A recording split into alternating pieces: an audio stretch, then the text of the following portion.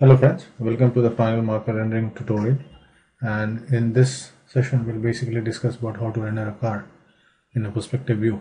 And this is the car that we are going to use for this rendering. And before we can go ahead and do the rendering, there is some preparation that is required for any marker rendering that you want to do. So basically, if you have done your sketch using ballpoint pen, then you would have to prepare it for marker rendering, because most of the alcohol markers will bleed with ballpoint pen. So the way to prepare it is to redraw the drawing using either a pencil or a fine liner or multi-liner. So one other way, which is much easier, is to actually take a photocopy of the same drawing on a marker paper, and that's what I usually do. And if you see this is basically a same drawing which has been scanned and taken a printout on a marker paper. So this is a marker paper that I'm using here. So also, before you can start your marker rendering, it's a good idea to actually just demarcate your areas as per reflection. So what you see here is, the lines that I've used, using a pencil.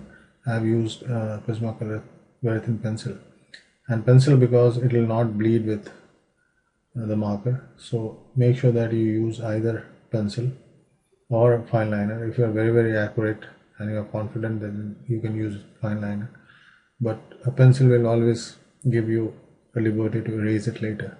So it's a really good idea to use pencil. So what you see here is the lines that I have drawn, which will basically allow me to do rendering and fill as per the reflection that I believe will happen. Now the question is, how do I know where the reflections are? And the answer is, I don't know. It's more of a guess, more of observation, more of overall experience of seeing cars in different lights that I use here. So the straightforward answer is, you basically don't know, and there's no way to check it, but you always have to assume things, and the reflections generally will follow this pattern when you see a car. So if you really want to do a rendering, then there's a lot of observation that you have to do on real cars, which you use it in turn on a rendering. And that's true for any rendering, not just marker rendering.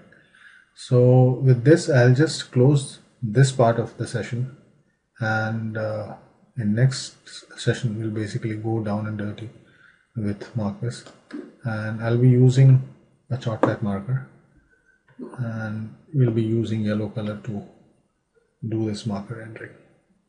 So I'll see you in the next session. Thank you.